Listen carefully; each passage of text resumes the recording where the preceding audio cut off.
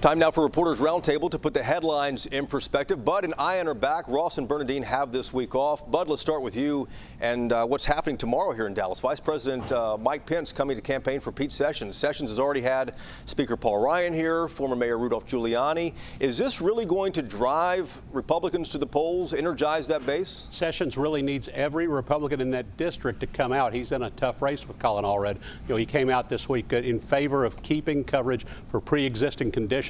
Allred has been hurting him on health care.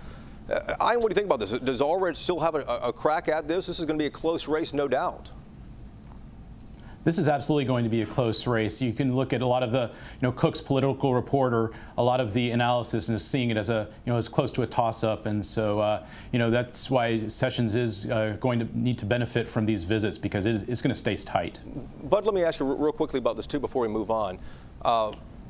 President Obama backed Allred. We haven't seen any big names coming in here to gin up all these support on the Democratic side. Why not? It's all the blue base, and it's a lot of the Beto coattails. Colin is one of the people who is really getting a lot of backing out of the Beto crowd. A lot of the Democrats around the state wish they could get some of that help. Let me ask you also too, Bud, and we'll switch off to Ian, about former State Senator Bob Deuel from Greenville. He served 12 years in the State Senate. He wrote one of the big abortion bills as well too.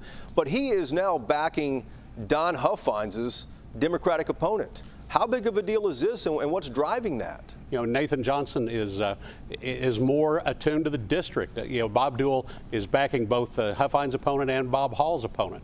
He says Democrats are better, that the Republicans in those districts, Huffines is a Libertarian Ron Paul Republican, Hall is a Tea Party Republican. Deuel says the Democrats would be better for East Texas. And Ian, does this suggest a split at all in the party, in the GOP, or is this just an individual isolated case? Well, Deuel had a very difficult primary in 2014 when he lost to Bob Hall.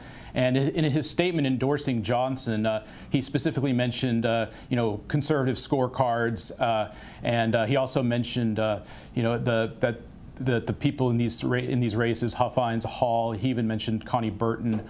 He just really kind of felt like there wasn't service being done in North Texas by these representatives. So it just kind of reflects that there is a rift there. Bud, 10 seconds left. Does Huffines win?